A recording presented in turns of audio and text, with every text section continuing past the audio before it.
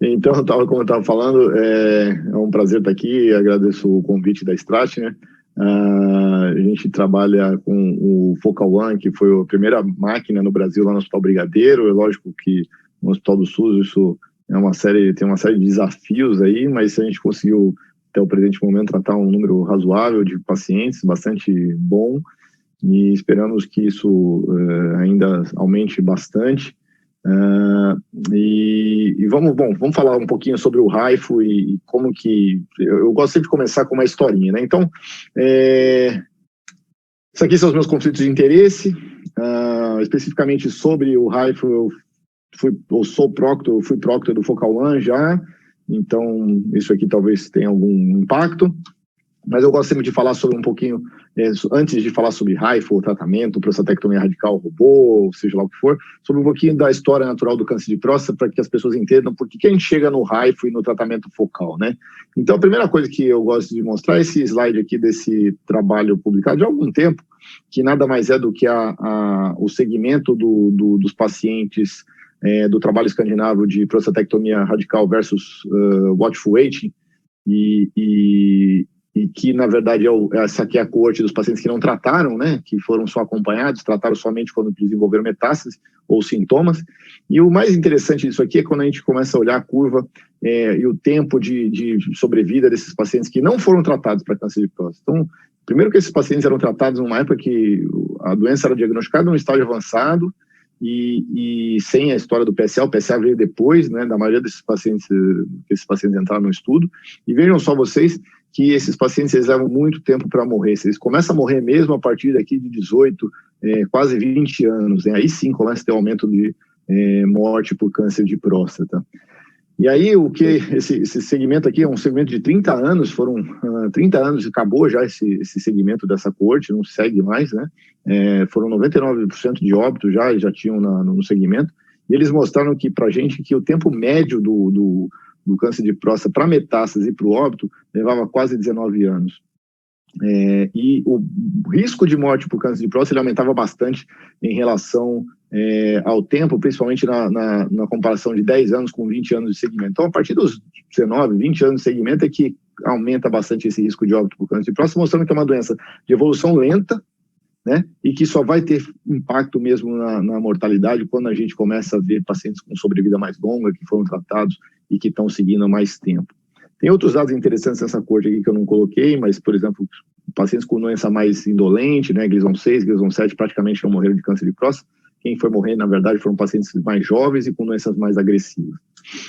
Uma outra coisa interessante que a gente também tem que colocar na perspectiva do estudo do HIFU e desses tratamentos menos invasivos é que, né, e todo mundo acho que já conhece esses estudos aqui, são os estudos de screening, que fazer screening para câncer de próstata, apesar da gente, né, eu acredito no screening, acho que ele faz diferença, mas tem trabalho mostrando que não faz. Esse aqui é a curva do trabalho americano, né, do Pivot Trial, grande discussão na literatura urológica, 2012, paramos de fazer screening, muita gente parou de fazer screening depois desse trabalho, eu não particularmente, mas muita gente parou, os Estados Unidos diminuiu bastante, e essa aqui é a curva do screening europeu, né, que teve diferença, no screening americano não teve diferença fazer controle ou fazer o PSA, já no estudo europeu a gente vê uma pequena diferença aqui entre aqueles pacientes que fizeram o screening, colheram o PSA e os que não fizeram o PSA, em termos de mortalidade por câncer de próstata. Mas, de novo, essa mortalidade começa a aparecer a partir de 10, 12, 15 anos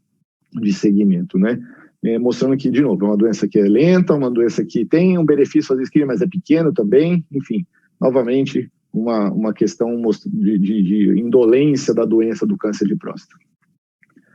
Finalmente, aqui, vamos ao tratamento, né? E o tratamento clássico, que sempre foi a prostatectomia radical.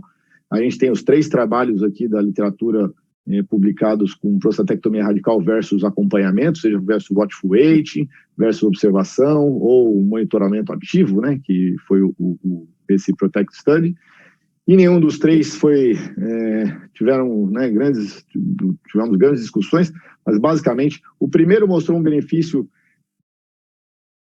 que a gente pode falar que razoável em termos de ganho de sobrevida para o grupo que operou, mas, de novo, somente para pacientes mais jovens, pacientes com doença mais agressiva. Esse daqui só em termos de metástase, mas não mostrou ganho de sobrevida.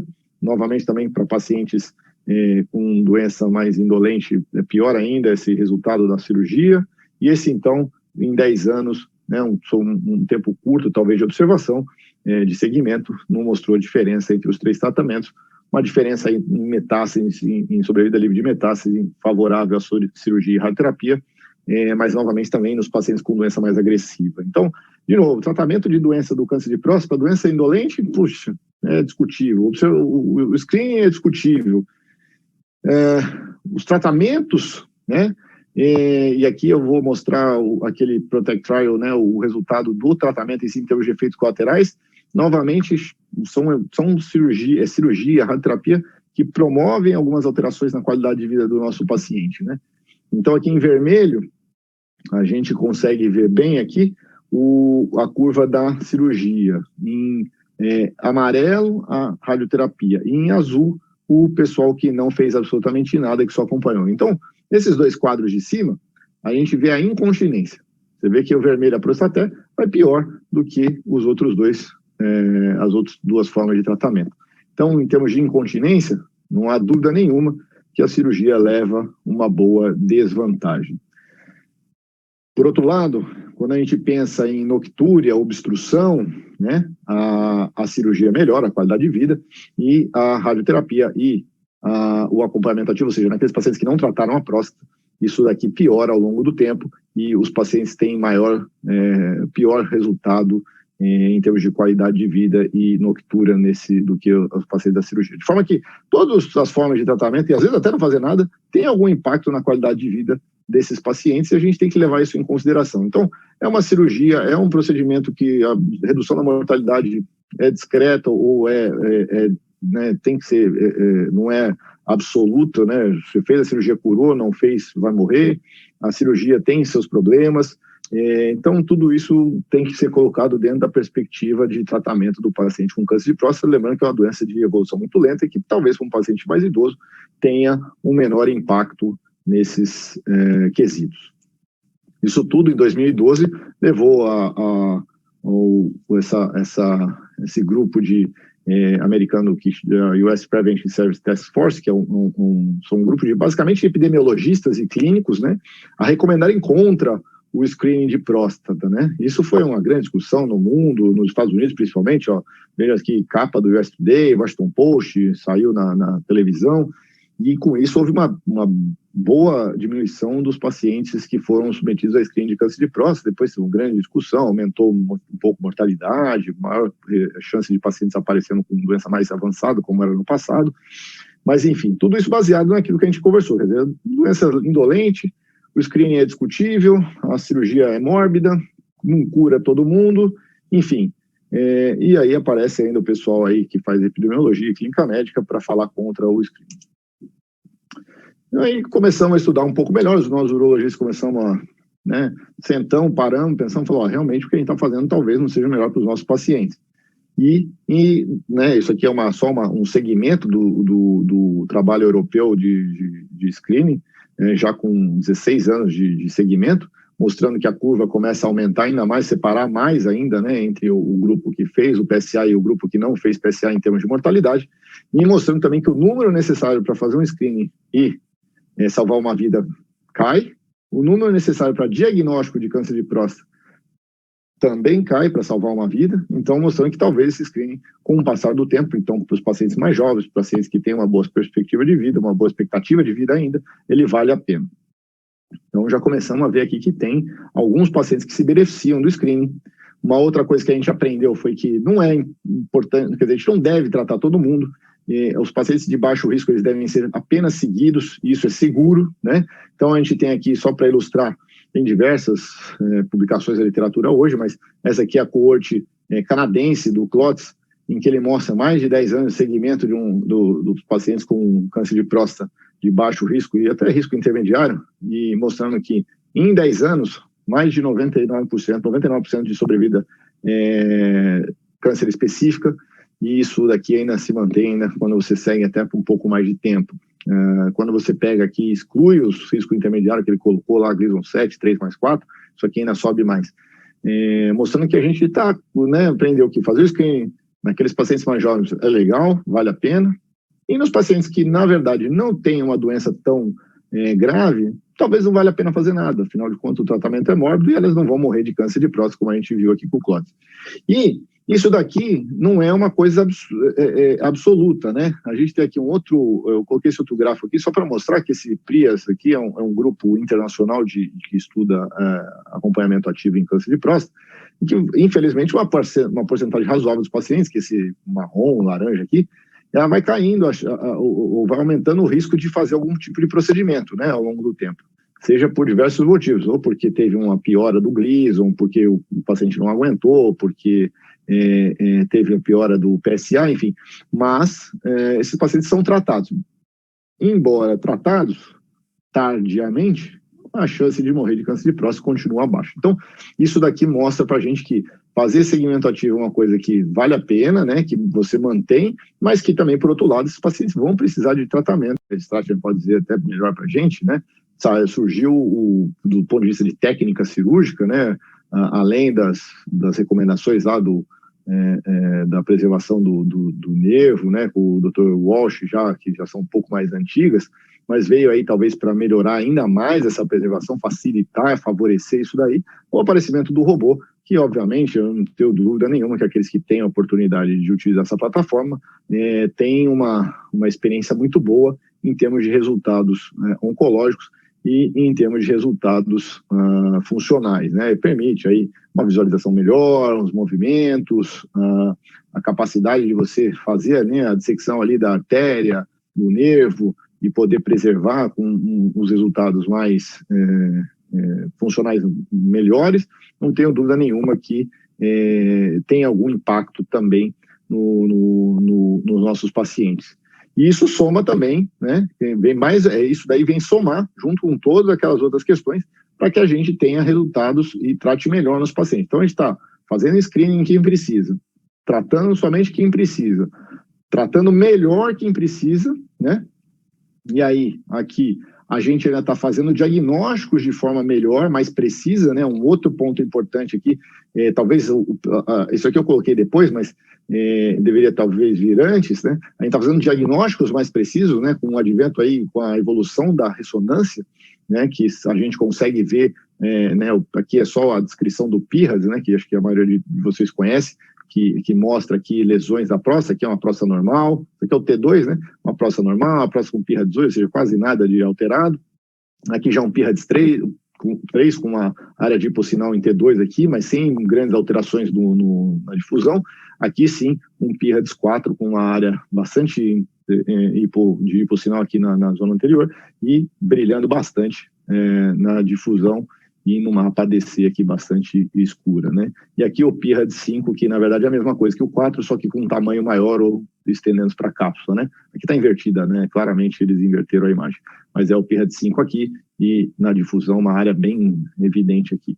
Então, com o advento, com essa evolução da ressonância, que a gente consegue visualizar melhor, fazer uma biópsia melhor, né? Localizar bem o tumor, fazer uma boa biópsia, ter um melhor diagnóstico, também favorecendo, né, a nossa cirurgia, nosso tratamento, porque você consegue preservar ou não o nervo, né, a depender do que a gente encontra aqui nessa ressonância. Então, uma área dessa, talvez a preservação aqui não seja a melhor opção. Nesse de cima aqui, talvez uma boa preservação e talvez seja a primeira opção nesse paciente. Você consegue melhorar os resultados, não só oncológicos, mas funcionais, né? E só lembrando que a sensibilidade e o valor preditivo negativo da ressonância, esse aqui é o resultado do PROMISE Trial, né? Ele é maior, né, na ressonância, na biópsia com fusão, do que na biópsia simples, né? Então aqui você vê a sensibilidade do teste num e no outro, e o valor preditivo negativo num e no outro, né? Ressonância, biópsia com ressonância, biópsia sem ressonância. Isso tudo para, claro, doença clinicamente significativa, Gleason 3+4. E é isso, a gente ainda leva ao seguinte ponto, né? A gente deixa de fazer diagnóstico, a gente aumenta a chance de fazer diagnóstico de uma doença 3+4 e diminui o risco de fazer diagnóstico de uma doença 3+3, um Gleason 3+3, que é aquela doença que a gente não quer fazer diagnóstico. Isso aqui é só o resultado do Precision Trial, mostrando que nos PIRADS 3, 4 e 5, a porcentagem de doença clinicamente significativa que a gente acha, né? 12, de 60% e 83%. Então, com tudo isso daqui, a gente pode dizer que a ressonância serve para a gente aumentar a detecção de câncer de próstata de alto risco, reduzir a detecção de câncer de próstata de baixo risco, e ele ainda mostra tumores anteriores, que seriam o lobo na pele de cordeiro, né? Quer dizer, você não conseguia fazer o diagnóstico com a biópsia convencional, né? Sem a fusão, e finalmente isso tudo culmina, né? A melhora da nossa biópsia, do nosso diagnóstico, da técnica operatória, estamos colocando mais pacientes em segmento ativo, tem a questão de fazer o screening nas pessoas que importam realmente, né? E mostramos isso, que fazer o screening naqueles pacientes que têm sobrevida longa vale a pena. É que em 2017, a mesma entidade, o US Preventive Services Task Force, ela mudou a recomendação do screening de próstata, que antes eles recomendavam contra, né? Para pacientes de 55 e 69 anos, eles recomendam eles têm um grau de recomendação C, que basicamente converse com o seu médico. Não somos contra, não somos a favor, mas é importante conversar porque talvez você se beneficie dele, né? Para pacientes acima de 70 anos, definitivamente eles são contra, baseados nos estudos. Então, assim, a gente foi mudando ao longo dos anos, né? Depois daquela porrada que nós levamos de falar, não deve fazer screening, talvez não deva nem tratar câncer de próstata, já mostrando que a gente estava errado, a gente estava tratando todo mundo de forma totalmente aleatória, né? Para um tratamento, para uma medicina, para uma urologia, que hoje em dia fala de urologia de precisão, né? Que os urologistas falam muito, a gente está fazendo quase que isso de uma forma muito mais grosseira, claro, mas escolhendo o paciente certo, com a idade certa, o tratamento correto, ou pelo menos o mais correto, atual, para os nossos pacientes, e com isso mudando a mentalidade dos clínicos e dos epidemiologistas e tratando, obviamente, melhor os nossos pacientes. Então, esse é o contexto que nós temos para tratar câncer de próstata. Com tudo isso que eu falei, obviamente, já deu para perceber que, apesar da gente ter melhorado, a gente não pode parar por aí, né? Quer dizer, a prostatectomia radical, a radioterapia, eles são bons tratamentos, são importantes, é o que a gente mais faz, mas ainda tem seus efeitos colaterais, a gente não cura todo mundo, a gente supertrata ainda algumas pessoas, né? Então, que a gente tem que melhorar. Então, é daí que surge a busca pelo tratamento menos invasivo, com menos efeitos colaterais. O tratamento focal e especial, o HIFU, ele aparece nesse quadro, né? Então, tudo que eu falar a partir de agora, na verdade, varia de como você enxerga esse copo de água. Ele pode estar meio vazio ou ele pode estar meio cheio. Eu, particularmente, acho que ele está meio cheio. Tem gente que vai falar que ele está meio vazio, tá? E não é porque eu fui proctor do HIFU, não é porque o HIFU está lá no hospital, é porque simplesmente eu acredito que realmente o câncer de próstata precisa ser melhor tratado, ele falta ainda alguma coisa para preencher uma lacuna, um espaço de pacientes ali, que a gente acaba super tratando com a cirurgia. Então, falando sobre terapias ablativas rapidamente, tem diversas terapias ablativas, né? Tem o HIFU, a bracterapia pode ser utilizada como terapia ablativa, crioterapia, terapia fotodinâmica, tem laser, enfim. Tem uma infinidade de formas de energia que você pode utilizar para fazer uma terapia ablativa e terapia focal na próstata. De longe, né, as mais utilizadas, a mais utilizada é o HIFU, né, na literatura e no mundo. Na sequência vem a crioterapia e depois o resto a gente tem com menos frequência e menos pacientes tratados, tá? Então é por isso que o HIFU a gente acabou tendo no hospital, é por isso que ele chegou no Brasil, é por isso que ele está se espalhando pelo mundo, né? Em diversas diferenças entre todos eles, né, entre a crio, HIFU, bracterapia, terapia fotodinâmica, mas basicamente, o que é o mais importante aqui, né? Primeiro que o HIFU ele é o único que ele é transretal, todos os outros são transperineais, então você tem que fazer algum tipo de furo, o que não deixa de ser mais invasivo, né? A bracterapia tem o problema de se usar ou não, se poder fazer retratamento ou não, todos os outros você pode retratar o paciente com o HIFU. E as limitações, acho que a grande questão da limitação do HIFU é o tumor de zona anterior da próstata, porque por uma questão física, ele tem uma dificuldade de atingir a zona anterior da próstata, principalmente se for um tumor uma próstata muito grande, né? A bracterapia tem problemas com lisura, próstata muito grande também, radioterapia RTO prévia, porque altera a forma da próstata, e no caso da terapia fotodinâmica, a anticoagulação é um problema, no HIFU não. Então, falando um pouquinho sobre o HIFU, agora vamos para aquilo que a gente veio conversar mesmo, né? Mas tudo isso é importante para a gente chegar nele, entender o porquê que a gente está falando sobre ele, por que ele é importante no meu modo de ver. O HIFU nada mais é, né? É um acrônimo para High Intensity Focused Ultrasound, né? Um ultrassom focado de alta intensidade, nada mais, ele vai focar uma onda de ultrassom e ferver a próstata literalmente. Tem 3 máquinas basicamente no mundo hoje em dia, né? O Sonablate, que é uma máquina americana, existe uma no Brasil apenas, mas pouco utilizada. O Ablatherm, que é a primeira versão do HIFU da EDAP, que é uma empresa francesa. Nós temos 1 ou 2 máquinas no Brasil, depois o pessoal da Stratum pode me confirmar ou corrigir. E o Focal One, que é a última versão, seria o top de linha do equipamento, com a grande qualidade de, primeiro, ter um braço robótico, né, de aplicação do HIFU, e, além disso, fazer a fusão da imagem e o controle todo com o software e automatizado. Se não me engano, são 6 equipamentos, 5 ou 6 equipamentos, depois também eles podem me corrigir o que a gente tem aqui no Brasil. Como é que ele funciona? Vai ter um probe que é introduzido por via transretal. Esse probe tem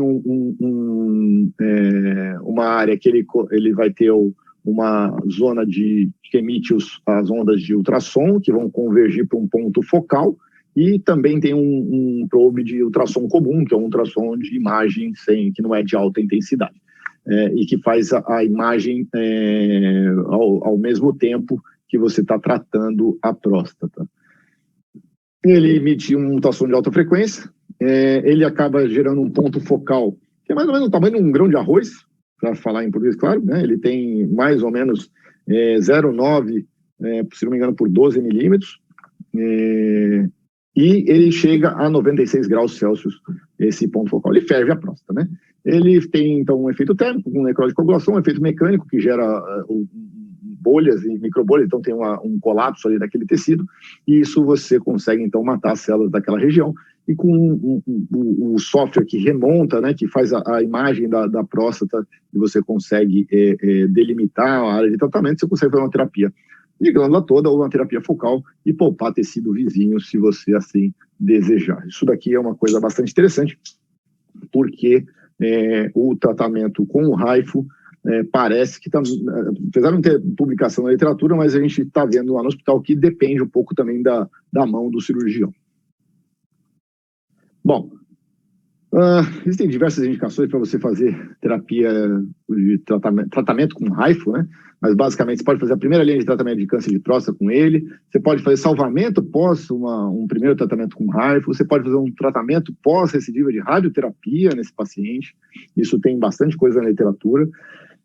Tem alguns casos de salvamento pós-recidiva na loja da próstata, pós-prostatectomia radical, isso é bastante controverso, eu nunca vi, e é bem pouco o que tem na literatura, mas tem gente que faz. E os principais candidatos para esses pacientes, para esse tipo de tratamento, na verdade, são os pacientes com doença de baixo risco ou risco intermediário, e com próstatas, os ideais seriam aqueles com próstatas pequenas e sem tumor de zona anterior ou apical, ou anterior por causa da dificuldade de acessar com o HIFU, e apical pelo risco de incontinência, que existe também com o HIFU, tá?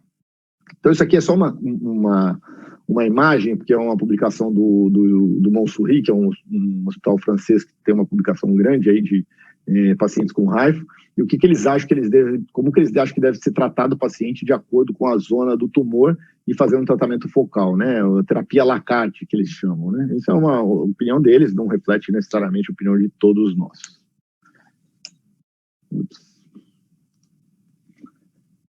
Você pode tratar o paciente fazendo o tratamento da glândula toda, né? Então você tem aqui uma imagem de ultrassom da próstata, você desenha a próstata e faz o tratamento da glândula inteira. Essa aqui é a sombra que fica pela sonda, né, dentro da uretra. Obviamente a gente não faz assim, tá? Então aqui é o probe, você tem um balão que fica insuflado no reto do paciente, aqui é a parede do reto, e você tem a próstata visível no ultrassom. E você desenha a área que você vai tratar. Normalmente a gente faz o tratamento em 2 partes, uma hemiglândula direita e uma hemiglândula esquerda, faz uma e depois faz a outra, tá? Do ápice para a base. A gente nunca faz inteira assim esse tratamento com glândula toda, mas aqui está só desenhado só para ilustrar mais ou menos a forma de tratamento. E aí vocês têm diversas outras formas de fazer o tratamento. Aí você tem diversas formas de fazer o tratamento focal, né? Você pode tratar a hemiglândula mais um pedacinho aqui, estendendo para o lado contralateral. Você pode tratar o tumor, o lesão índice, e deixar um tumor não insignificante.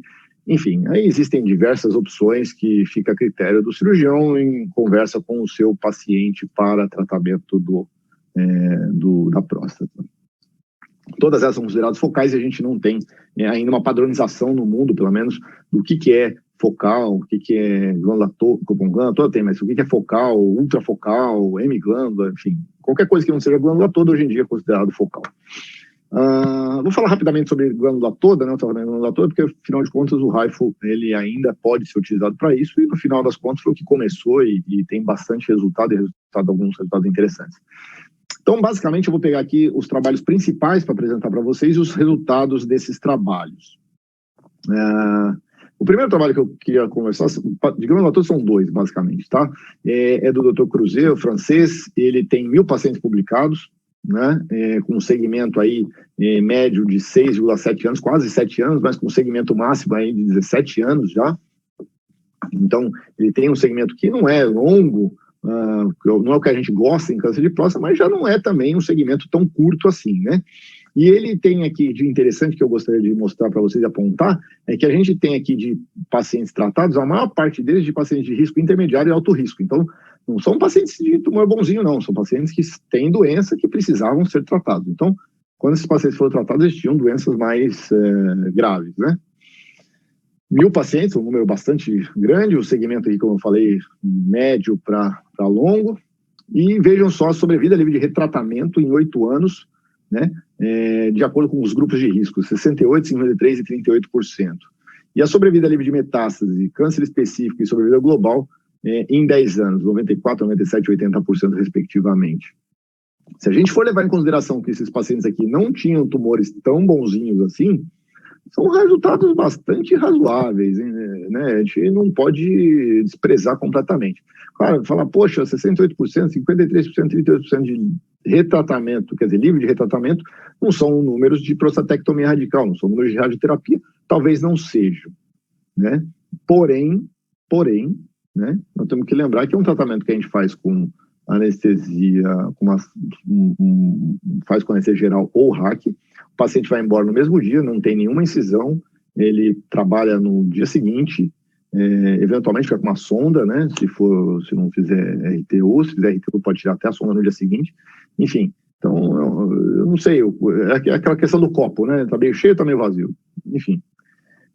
De complicações, a mais temida complicação do HIFU, principalmente em glândula toda, é a fístula reto-uretral, né? E ele teve 0,4% de fístulas, todas depois do segundo HIFU. Tem uma certa obstrução infravesical, ou seja, com necessidade, às vezes, de RTU, 12%, mas que normalmente não é nada de muito grave, implica em fazer uma RTU, eventualmente passar uma sonda, mas não é uma complicação tão absurda. A incontinência, né, grau 2 ou grau 3, ou seja, está usando forro ou fralda, 3%, e a impotência aconteceu em 44% dos pacientes, e aqui talvez seja o grande problema do tratamento de glândula toda, né? Quer dizer, a impotência, ela se aproxima muito da cirurgia nesses pacientes. Então, já que você vai fazer o tratamento de glândula toda, por que não fazer já logo a cirurgia? Enfim, tem algumas... Você pode olhar para um lado, olhar para o outro e tomar a sua decisão, mas não é desprezível os seus resultados. O outro trabalho que a gente tem comentado, o Thurhoff é um alemão, tem 700 pacientes publicados, um segmento médio um pouquinho menor, de 5 anos, um segmento máximo também de 17 anos. Veja a sobrevida livre de retratamento. Também é muito importante, né? A maioria absoluta dos pacientes de riscos intermediário e alto. Tá? Sobrevida livre de retratamento em 10 anos, 98%, 72%, 68%. Sobrevida livre de câncer específico é 99%, sobrevida livre de metástase 10 anos, 95%. Ou seja, são pacientes que tinham doença grave, mesmo assim estão bem, estão vivos, sem metástase, sem o livre de câncer, né? Tem os mesmos problemas que o Dr. Cruzet já tinha publicado, né? Fístula aqui um pouco mais alto no começo, foi caindo ao longo dos anos, precisando de algum tipo de intervenção por causa de obstrução infravesical, e um pouquinho de incontinência, realmente, com uma queda ao longo dos anos. Então, mostrando que é um tratamento que tem alguns efeitos colaterais, mas bem discretos em termos de incontinência, né? Principalmente incontinência com mais de 3 meses baixa. Fístula não dá 1%, essa seria a grande medo, né? Isso aqui é bastante razoável, não é nada não vejo grandes problemas em ter que passar uma sonda ou fazer uma RTO num paciente que fez o HIFU. E aí, assim, ele publica, termina esse trabalho que ele publicou, dizendo que nenhuma outra terapia para câncer de próstata, além da prostatectomia radical, apresenta resultados de longo prazo com resultados oncológicos similares, né? E ele mostra, né? Aqui são publicações da Mayo Clinic e dele, né? Com sobrevida a câncer específico em 10 anos e sobrevida livre de metástase, prostatectomia versus HIFU, veja só, por grupo de risco muito semelhantes, né? Entre os duas. Claro, isso daqui são comparações que não devem ser feitas, é uma liberdade científica, se é que a gente pode falar isso, mas é muito parecido realmente. E aí ele termina falando, do está publicado, né, que os dados que ele apresenta com 10 anos garantem a possibilidade do fechamento da fase investigacional do HIFU. Isso foi publicado no Journal of Urology em 2013. Ou seja, são 7 anos, já se passaram. Lógico que muita coisa mudou de lá para cá, mas é só para que a gente tenha uma ideia de como são os resultados de glândula toda, tá? Finalmente, eu queria falar só de resultados funcionais aqui de glândula toda. Aqui uma comparação rápida entre crioablação e HIFU, tá bom? Basicamente, a crioablação parece ser um pouco pior em termos de resultados funcionais de disfunção erétil, ser pior do que o HIFU. O HIFU parece que vai um pouco melhor, mas todos eles têm uma queda quando você faz o HIFU ou a crio para a glândula toda, né? Esses pacientes perdem alguma coisa de função sexual, o HIFU um pouco melhor. Parece ter um pouco mais de estenose uretral, mas só essa publicação que eu encontro isso aqui, o resto eu não consigo encontrar. O que a gente vê é um pouco mais de necessidade de RTO pós, mas, de novo, aqui não deu significância estatística. E aqui a grande diferença, né, tem algumas questões de edema escrotal, enfim, e principalmente tem um tempo de cateterização muito menor no HIFU, tá certo? E é melhor em termos de ereção do que a crioablação.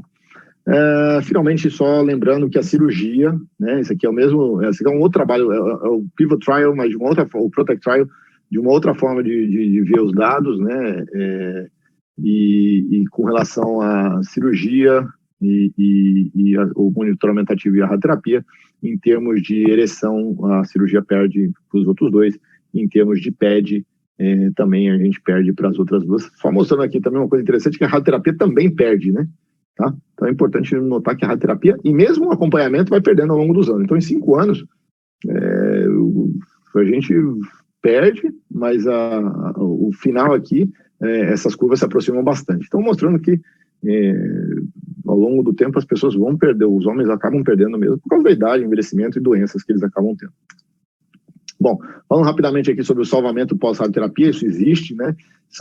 Tem esse trabalho na literatura, eu sei que não é o foco, mas rapidamente, são trabalhos importantes para a gente conhecer sobre o HIFU, também do Dr. Cruzer, com 400 pacientes, muitos pacientes com doença de médio e alto risco, tem uma porcentagem que é indefinida, porque a gente não sabe o Gleason, né? Você acaba não dando o Gleason pós-rádio. Um segmento curto, esse daqui, obviamente, você tem uma sobrevida livre de tratamento de salvamento em 5 anos, bem menor, né, porque são pacientes mais graves, que já recidivaram, mas uma sobrevida livre de metástase em 7 anos, sobrevida câncer específico em 7 anos, sobrevida global em 7 anos, bastante razoáveis para pacientes com doença recidivada. E o principal, né, as complicações não são muito piores do que as que são feitas para HIFU de primeira linha, tá bom? Então é possível fazer o HIFU como salvamento pós-rádio, e os tratamentos, as recidivas, né, fazendo os protocolos certinho, elas vão bem, os pacientes vão bem da mesma forma. Agora, finalmente, chegando aqui no tema específico da aula sobre a terapia focal, né, que é aquela questão de tratar só a lesão índice. Então, o que é a lesão índice, né? Só para a gente relembrar aqui, tem uma carta editora, eu não lembro se é uma carta editora, um editorial do Ahmed, que é um médico que ele está radicado na Inglaterra, e que faz muita terapia focal, muita publicação em HIFU, e que ele define a lesão índice, ele fala que o câncer de próstata ele é multifocal, mas que tem um dos focos que normalmente ele é dominante e que o restante é secundário de menor volume, né? E que as lesões pequenas, elas normalmente são de Gleason baixo, são até difíceis de falar em câncer de próstata, né? Isso existe já uma discussão bastante grande, né? E que essa maior é que tem o Gleason mais alto e que teoricamente é que causa metástase e pode vir a matar o paciente, e essa é a lesão índice. Mas será que é isso mesmo? Essa é a grande dúvida, né? Então, esse grupo aqui, que é um grupo que também publica bastante, principalmente esse Armando Stable aqui em HIFU,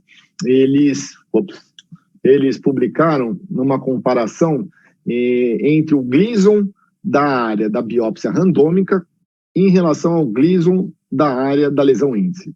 Será que o Gleason da biópsia randômica é igual, ou é menor, ou é maior do que a área da lesão índice? Você vai lá, tem a lesão na ressonância, será que se eu fizer a biópsia ali, vai dar maior ou menor? Vai dar igual? Será que aquela é a lesão índice mesmo? Será que não tem fora? Olha que interessante, né? Então, aqui são os resultados dele. Essa primeira aqui é o total, mas vamos ao que importa, né? Sim, câncer de próstata, clinicamente significativo, com um Gleason score maior na randômica do que na lesão índice, ou seja, pior fora da lesão índice, tá? Essa é a coluna de baixo. 30%, ou seja, 30% dos pacientes têm lesões piores fora da lesão índice, da lesão na biópsia randômica, do que na biópsia da lesão índice. Isso piora nos pacientes sem biópsia prévia e melhora um pouquinho com a biópsia negativa anterior, tá bom? Mas, de uma forma geral, 30% dos pacientes têm Gleason pior fora da lesão índice. Então, essa história de lesão índice, na ressonância, pelo menos, já talvez não seja uma verdade absoluta. E isso daqui, com relação ao PIRADS, né? Então, com relação àquela graduação que a gente tem na ressonância, vai piorando quanto pior o PIRADS. Em vez de ser melhor, ao contrário. Quanto maior o PIRADS, maior a chance de você achar lesão ruim fora da lesão índice. Então, assim, a lesão índice, ela existe, mas até que ponto ela é índice? Até que ponto ela é responsável por matar o paciente? E aí tem um outro trabalho interessante na literatura, que esse aqui é o maior trabalho, pelo menos que eu conheço até o momento, tem 17 pacientes, se não me engano, publicado ano passado, sobre a comparação de metástases de câncer de próstata e lesões índices na próstata. Então eles foram lá através de biologia molecular e análise genética dos tumores, né, tanto da metástase do linfonodo quanto dos tumores dentro da próstata, e fizeram uma análise, falaram assim, da onde que vem, quem que é o pai da criança aqui, né? E o que eles viram de interessante? O resumo da ópera é o seguinte: 23% das metástases nos linfonodos, fora da próstata, vieram de lesões que não seriam consideradas lesões índices. As lesões índices que eles consideraram foram as lesões de maior Gleason e de maior tamanho. E aí você fica com uma sensação de que talvez você soma, né, aquela primeira ideia do trabalho anterior do Stable e essa daqui, de que você pode perder em torno de 20% a 30% de pacientes se você tratar só a lesão índice, realmente, né? Então, o tumor de próstata a gente sabe que é multifocal, mas aquela história de só lesão índice, tratar só lesão índice, talvez seja um problema, e talvez aqui seja uma das grandes críticas, né, ao tratamento focal do câncer de próstata. Mas, enfim, vamos ver como é que funciona isso na prática, né, porque tudo isso aqui é teoria, a prática é outra. Esse aqui é o primeiro trabalho que eu queria comentar com vocês, o Dr. Guilherme, você vê aqui de novo o Dr. Ahmed, né, um trabalho em inglês. Os dois próximos trabalhos, esse aqui é só em inglês, se não me engano, e o próximo ele é europeu de uma forma geral. E eles pegaram pacientes com 5 anos de segmento, que fizeram terapia focal só, aqui não tem glândula toda, e publicaram o segmento deles, os resultados deles. E novamente, aqui, vocês veem que 80% dos pacientes, risco intermediário ou alto, ou seja, a maior parte absoluta, pacientes que têm doença que deveria ser tratada de alguma forma, ou com cirurgia, ou com radioterapia, de alguma forma deveriam ser tratados. Então, 600 pacientes, um número bastante razoável, 56 meses de segmento, um segmento ainda pequeno para médio, né? não é um segmento adequado ainda para câncer de próstata, mas o que eles encontram? Biópsia positiva, né, nesse segmento, 25%. Biópsia positiva na área tratada, quase 20%. Mas, sobrevida livre de falha em 5 anos, 88%. O que é sobrevida livre de falha para um paciente que faz terapia focal? Paciente que tem necessidade de tratamento radical, que tem metástase ou que morre. Isso eles consideram como sobrevida livre de falha. Então, não teve nenhum desses 3, você está livre de falha. Fazer um retratamento com HIFU, não tem problema. Fazer prostatectomia radical, radioterapia, metástase ou morrer de câncer, obviamente, é falha. Então, 88% dos pacientes estão livres dessa falha.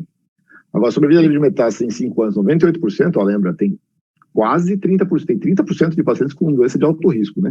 Então, 2% só de metástase em 5 anos, ninguém morreu de câncer de próstata, é muito curta aí o segmento, e a sobrevida global de 98%, 99%. Fístula retroretral, aquele número baixo, pouco de paciente aqui com necessidade de cirurgia por causa de obstrução, e a continência, basicamente, 98% sem necessidade de nenhum PED, e com até um PED, se a gente colocar aqui, 100%. Lembrando que, para prostatectomia radical, muitos cirurgiões aí, muitos serviços consideram, para publicar, até um PED como continente, né? De forma que você tem aqui resultados bastante razoáveis. E, de novo, para mim, o copo aqui está muito cheio, né? Ele está ótimo. Se tiver 88% dos pacientes falar, olha, você não vai precisar fazer cirurgia em 88% dos casos, acho que está bem tratado esses pacientes. Bom, aqui nós temos uma outra corte de pacientes, mas já saindo aí um pouco da Inglaterra, pegando outros países, que basicamente é a Itália, né? E eles juntaram uma porcentagem de pacientes lá e de cá e chegaram a 1.000 pacientes. Novamente, bastante paciente com risco intermediário e alto, 20% só de risco baixo. 1.000 pacientes, 36 meses. Esse é um segmento mais curto, né? E aí eles mostraram para a gente sobrevida livre de Gleason 7 ou maior na biópsia com 8 anos. Né? Então, biópsia com 8 anos, até 8 anos, 54% estavam livres de algum tipo de biópsia positiva com tumor clinicamente significativo. Sobrevida livre de biópsia positiva 8 anos, 41%, ou seja, livre de Gleason 6 também. Sobrevida livre de retratamento em 8 anos, 46%. Isso aqui é um pouco mais baixo, talvez mais realista, né? Porque aqui você inclui o tratamento com HIFU, enfim, CRIO, qualquer coisa do gênero. Agora, sobrevida livre de tratamento radical em 8 anos, 88%, 81%, que é muito parecido com os 88% daquele outro grupo. Claro que, como são cortes que utilizam mesmo os pacientes, eventualmente pode ter alguma sobreposição. E a sobrevida global em 8 anos, 97%. Então, novamente, 81% dos pacientes estão livres de tratamento radical. Eu considero bastante razoável para um tratamento que é bastante simples. O paciente vai embora no dia seguinte, no mesmo dia, não tem corte, não tem nada, não sente dor. Enfim, e para uma doença que tem uma chance de matar que são em muitos anos, enfim. Então, eventualmente, um paciente mais idoso, com algumas comorbidades, aí você vai entrar numa discussão se vale a pena fazer tratamento radical ou se não vale fazer nada, né? Mas eu, particularmente, acho que seria o intermediário. Aqui, rapidamente, uma comparação, que é uma comparação retrospectiva entre séries de prostatectomia radical, em verdinho e em azul, terapia focal. Terapia focal aqui seja CRIO ou HIFU, tá? Uma ou outra. E, obviamente, em termos de cura, sobrevida livre de recorrência bioquímica, a prostata radical muito melhor do que esses tratamentos focais, isso é óbvio, né? Em compensação, aqui no gráfico A, que é basicamente a continência, você vê a continência um verdinho aqui é prostaté, vê como cai a continência e nunca chega perto do amarelinho, que é o tratamento focal, que se mantém praticamente estável, né? E no B aqui é o IF, a parte sexual, né? Então tem uma queda grande depois da cirurgia, ela melhora um pouquinho, mas nunca chega nem perto do tratamento focal. De forma que, assim, o tratamento focal pode curar um pouco menos, e você tem que levar isso em consideração, mas em consideração em termos funcionais não dá para comparar. É bem verdade, são estudos retrospectivos, não é randomizado, mas a gente pode inferir algumas coisas. Agora, se falhar o que eu faço, a gente pode fazer cirurgia, tem a maior série que tem de 82 pacientes, a gente sabe que, né, tem mais margem positiva, tem um pouco de complicação, mas é discreto, a continência é razoável, a potência que é ruim, e a sobrevida livre de recorrência é baixa, como é esperado num paciente que tem uma doença que recorreu. O custo, se vale a pena, a gente não tem trabalho sobre custos e os outros tratamentos, o único que a gente tem é acompanhamento ativo versus RAIFO. O RAIFO pesa mais o custo do que o acompanhamento ativo, segundo esse trabalho, mas lembrando, a gente aqui está comparando com acompanhamento ativo, ou seja, não fazer praticamente nada, fazer ressonância ou biópsia, e aqui a gente não encontra trabalhos na literatura entre RAIFO e radioterapia ou prostatectomia radical. Aguardamos ansiosamente isso daqui. Na vida real, como que é, ou quase, né? O que a gente tem de resultados lá no Brigadeiro para a gente finalizar? A gente tem 206 pacientes tratados com 161 biópsias após 12 meses. 61% dos nossos pacientes tinham risco intermediário, 38%, 39% risco baixo, tá? Nós fizemos glândula toda em 31%, focal em 68%, a maioria. Nós temos biópsia positiva de alguma forma em 46%, 47%. A biópsia positiva com câncer clinicamente significativo em 21%. Isso daqui, 37% de biópsia positiva na área tratada e 18% na área contralateral. Nós temos um problema sério lá, porque a gente não tem ressonância para fazer em todo mundo, e a ressonância que tem ainda também do SUS, que não é lá, né, uma maravilha. A nossa biópsia que a gente recebe é uma biópsia que é altamente discutível e com certeza isso influenciou os resultados. Além disso, tem uma diferença grande entre os cirurgiões que fizeram o RAIFO, e isso a gente, se Deus quiser, vai publicar e aí vocês vão ter mais detalhes desses resultados. Basicamente, sobre alguns resultados funcionais, a gente não tem sobre o IF, eu ainda não tenho esses dados exatos, mas os usos de PEDs, né? 8% dos pacientes que fizeram glândula toda e 2% dos pacientes que fizeram hemiglândula. Isso de 1 a 2 PEDs, não tem ninguém usando mais do que 1 ou 2 PEDs, tá bom? Eu não tenho esses dados separados por glândula, se foi glândula toda ou hemiglândula. Esse aqui é uma curva de PSA, com 178 pacientes, é um dado antigo, hoje estou fazendo a nova, já com uns 200 pacientes, tá bom? Agora, a queda é muito grande quando é total, quando se faz glândula toda, e obviamente, quando faz a hemiglândula, você tem uma queda, mas uma queda menor, né? E eu tenho só os dados, eu não tenho separado por glândula toda ou focal. O que eu tenho é o geral, né? A gente tem uma queda de 80% do nosso PSA, dos nossos pacientes, e saiu agora em agosto desse ano no European Urology, um trabalho do Dr. Stabile também novamente, mostrando a queda da porcentagem de queda do PSA e o risco de tratamento adicional em 5 anos e o risco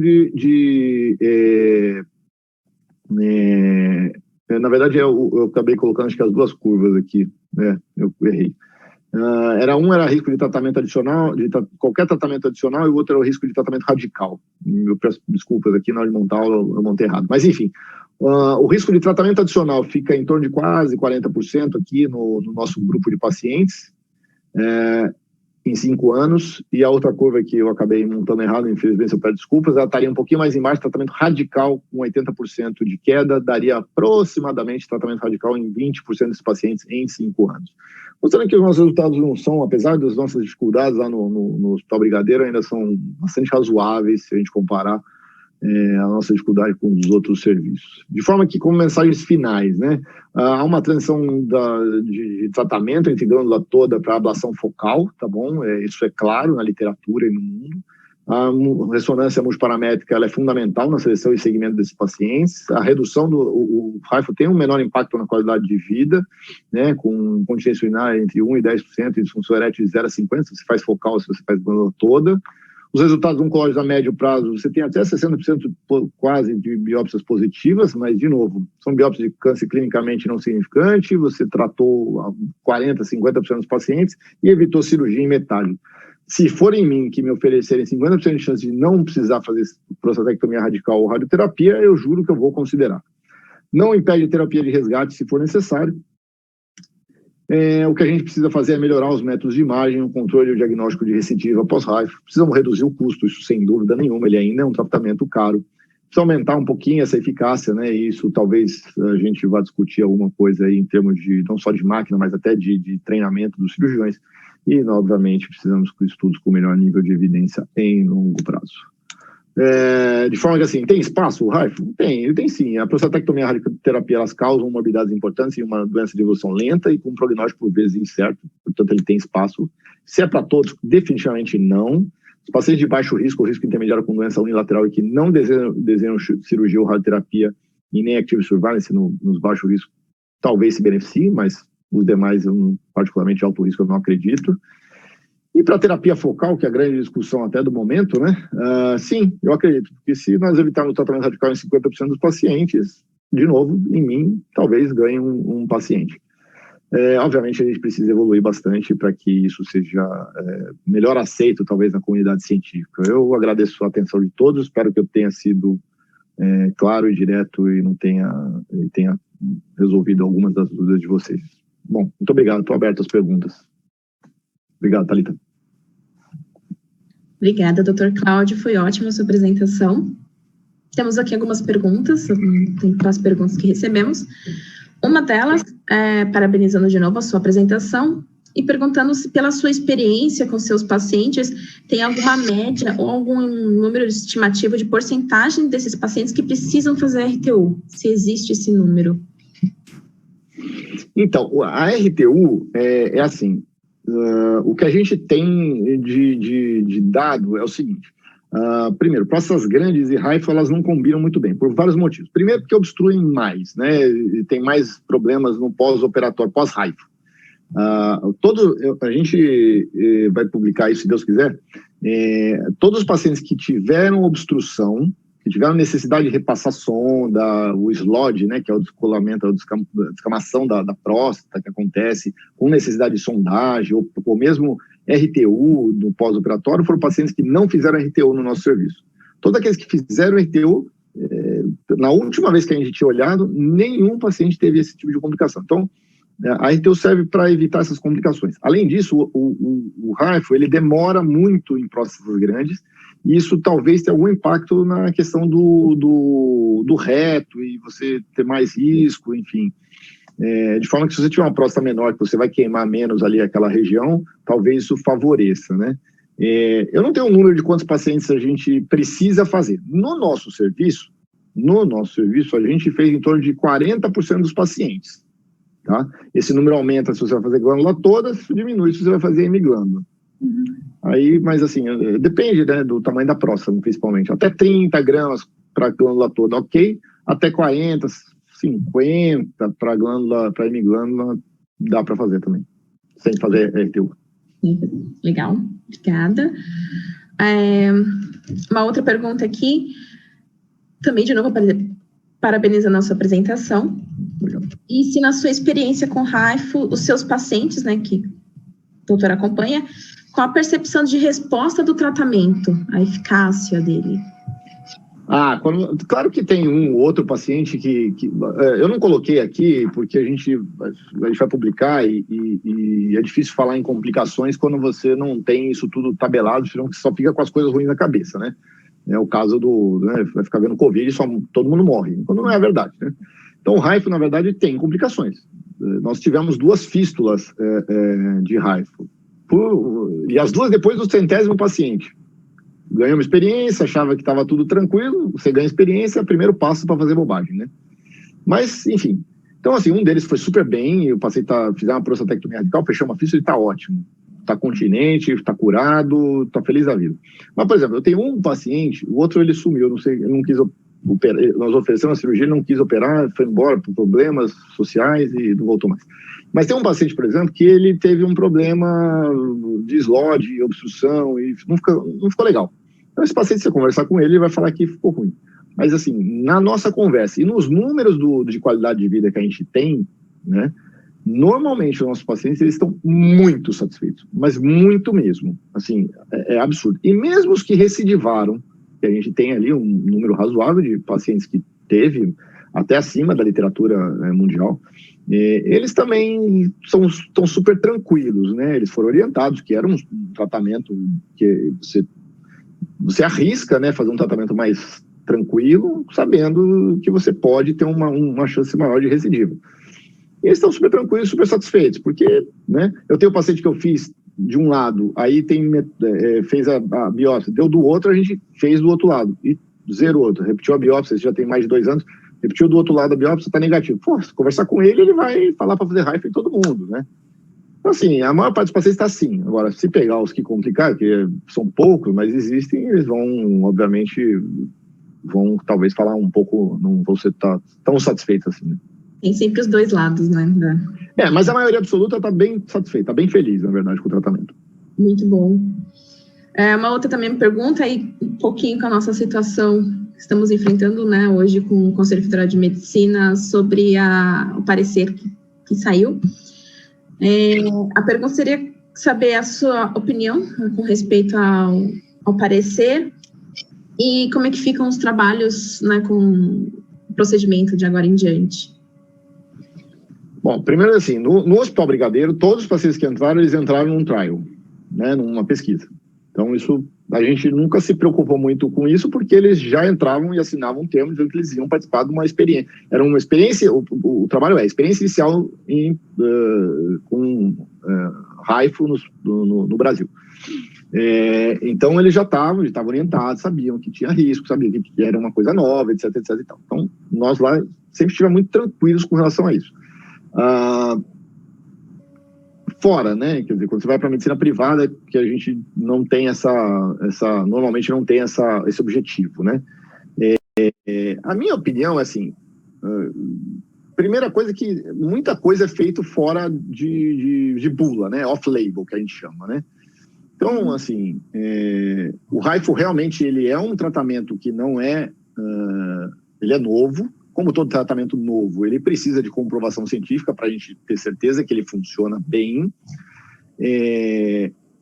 Daí você falar que só em pesquisa científica pode entrar, eu fico me perguntando se, por exemplo, a linfadenectomia de resgate pós-prostatectomia que a gente tem feito, se ela também precisa de pesquisa para fazer, e muita gente faz.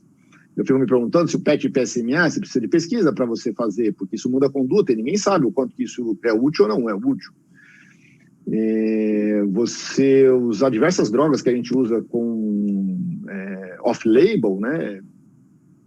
Eu não sei, parece um pouco... Então, na verdade, assim, existe a utilização off-label de diversos medicamentos, cirurgias, métodos diagnósticos. A questão, na minha opinião, depende de uma conversa muito franca entre você e o seu paciente. Você tem que ser muito honesto, muito claro com os resultados do HIFU, né? Tem que falar dos resultados, mostrar para ele que não é 100%, que não é a oitava maravilha do mundo, que ele tem suas limitações. E ele participando junto contigo da decisão do tratamento, eu acho que é muito difícil você proibir de fazer, né? Senão você vai ter que proibir tudo, quer dizer, só vai poder fazer o que está no guideline, né? Não existe. O bisturi, ninguém me falou para o meu bisturi que eu só posso fazer prostatectomia radical. Eu posso fazer o que eu quiser com ele. Agora, por que o HIFU eu não posso fazer? Porque é uma máquina? Me parece incoerente, né? Mas isso é uma opinião pessoal minha. A gente tem que respeitar o CFM, claro, sempre, né? E tentar explicar sempre para o paciente todas as condições para fazer o procedimento. Eu, particularmente, acho que se você tiver um paciente fora em clínica privada, você vai ter que discutir bem, e acho que agora é tentar estudar como é que isso fica do ponto de vista ético para não ter prejuízo pro médico, né? Médico, sim, com certeza. Porque eu não tenho dúvida, se você conversar com o paciente não vai te processar, ele não vai, né? Mesmo que tenha uma falha, recidivou, etc. O paciente já vai estar sabendo, né? Mas eu não fico pensando se alguém pode fazer uma denúncia. Isso realmente eu não sei dizer, e aí teria que estudar, né? Se você pode ou não fazer fora desse quadrado que ficou, né? Sim, sim, verdade. Acho que para fechar agora só, também sobre o mesmo tema, a pergunta mesmo com a aprovação do FDA, já do procedimento, e da Anvisa, né, do registro no Brasil, do equipamento, se ainda acredita-se que mesmo assim pode ser considerado testes o HIFU, como experimental, né? Na verdade, o HIFU, ele como é que eu vou explicar?